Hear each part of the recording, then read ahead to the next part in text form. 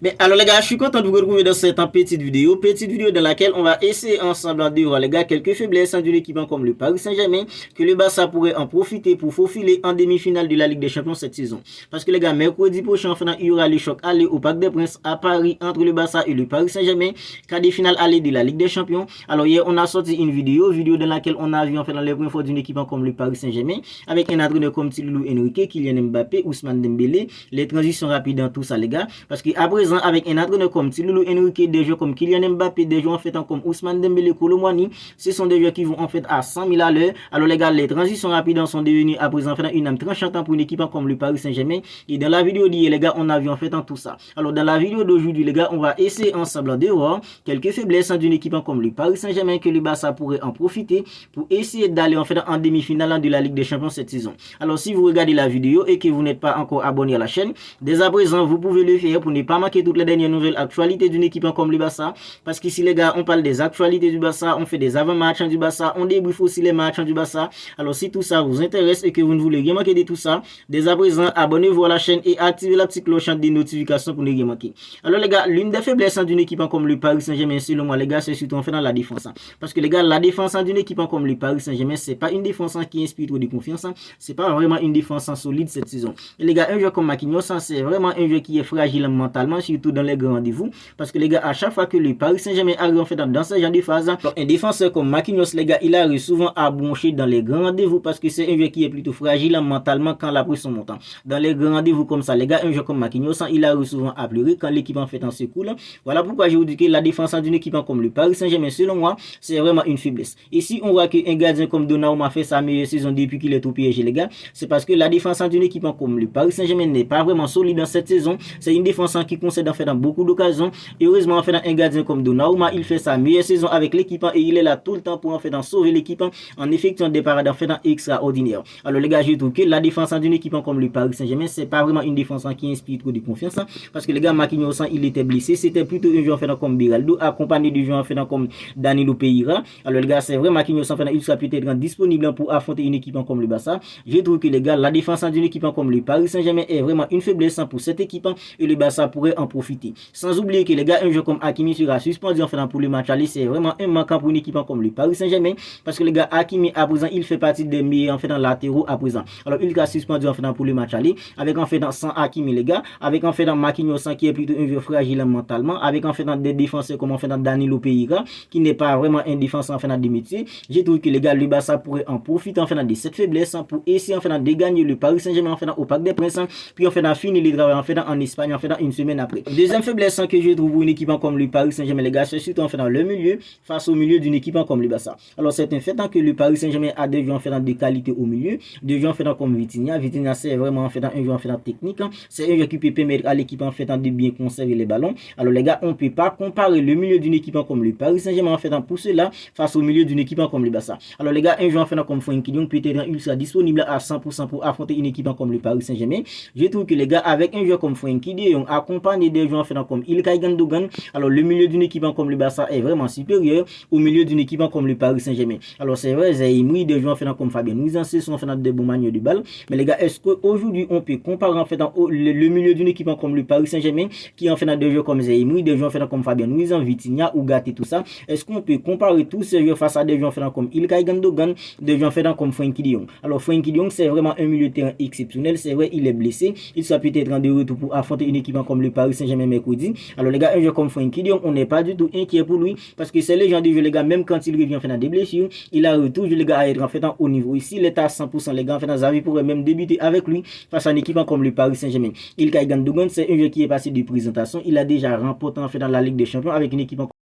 mais l'année dernière, c'était lui le capitaine d'une équipe comme Manchester City. Alors je trouve que les gars, le milieu d'une équipe comme le Paris Saint-Germain comparé au milieu d'une équipe comme le Barça, c'est vraiment une faiblesse pour une équipe comme le Paris Saint-Germain quand on compare en fait dans le milieu d'une équipe comme le Paris Saint-Germain avec des joueurs en fait comme Vitinha, Fabien Ruiz, des joueurs en fait comme Zahimoui. C'est vrai, c'est les foot en tout peut se passer les gars, mais quand on compare en fait dans des joueurs comme İlkay Gündoğan, des joueurs comme Frenkie de Jong, des joueurs en fait comme Fermin Lopez, c'est vrai, Fermin Lopez il est hyper jeune tout comme un joueur comme Zahimoui. Mais les gars, aux côtés d'un joueur comme İlkay Ilkay Gundogan aux côtés d'un joueur comme Frenkie de Jong. Je pense que le Barça a vraiment un avantage sur une équipe comme le Paris Saint-Germain. Je trouve que c'est vraiment une faiblesse pour une équipe comme le Paris Saint-Germain quand on compare le milieu du Paris Saint-Germain au milieu d'une équipe comme le Barça. Alors les gars, troisième faiblesse que je trouve pour une équipe comme le Paris Saint-Germain, c'est l'inefficacité de cette équipe à part Kylian Mbappé. Parce que les gars, aujourd'hui, le Paris Saint-Germain n'a que Kylian Mbappé pour mettre des ballons au fond des filets, surtout dans les grands rendez-vous. Quand on regarde en fait dans les matchs d'une équipe comme le Paris Saint-Germain cette saison, à part Kylian Mbappé qui a eu à enchaîner les buts pour cette équipe, les gars,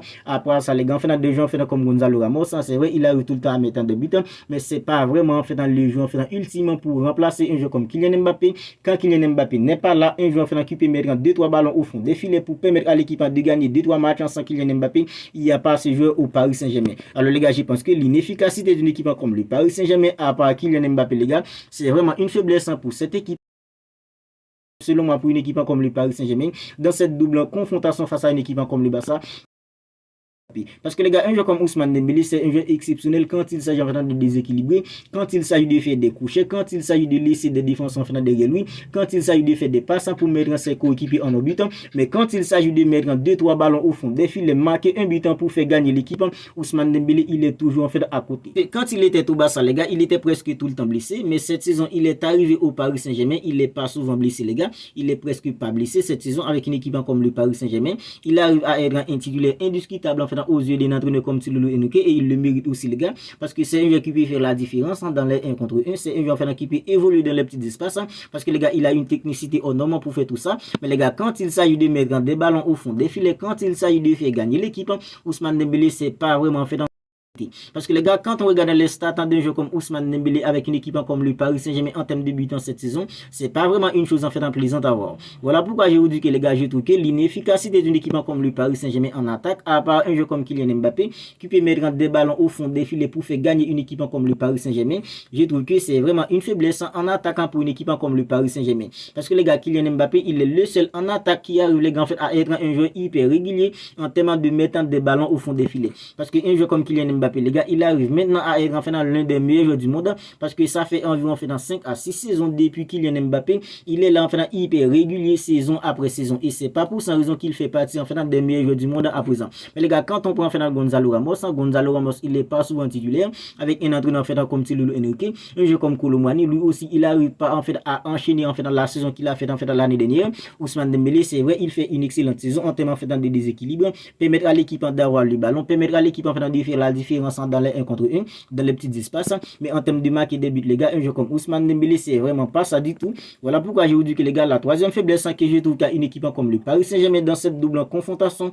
face à une équipe comme le Barça, c'est surtout en fait l'inefficacité en attaquant, à part un joueur en fait comme Kylian Mbappé. Alors, une autre faiblesse que je trouve qu'à une équipe comme le Paris Saint-Germain dans cette double confrontation face à une équipe comme le Barça les gars, alors c'est un peu en fait rapproché à une équipe comme le Barça. Cette faiblesse, c'est surtout le manquant de contrôle durant les 90 minutes en fait durant les matchs, parce que les gars, quand on regarde une équipe comme le Paris Saint-Germain cette saison les gars, c'est pas vraiment une équipe qui a la maîtrise totale durant les 90 minutes dans les matchs. Alors c'est presque la même chose pour une équipe comme le Barça, à part quelques matchs où le Barça a dominé du début à la fin, c'est presque la même chose à une équipe comme le Barça, cette faiblesse qu'à une équipe comme le Paris Saint-Germain. Alors voilà pourquoi je suis plutôt confiant les gars, même si le Barça encaisse en premier, je suis sûr que les gars, une équipe comme le Barça va marquer, va réagir pour marquer, égaliser et essayer en fait de mettre un deuxième but, parce qu'une équipe comme le Paris Saint-Germain, c'est pas vraiment une équipe qui arrive tout le temps à avoir la maîtrise en fait totale durant les 90 minutes. Une autre faiblesse encore les gars, c'est surtout une équipe qui a du mal face à des bons adversaires les gars. Alors c'est plutôt un fait que le Paris Saint-Germain était dans un groupe plutôt compliqué avec une équipe comme Newcastle, Borussia Dortmund, une équipe comme Milan AC.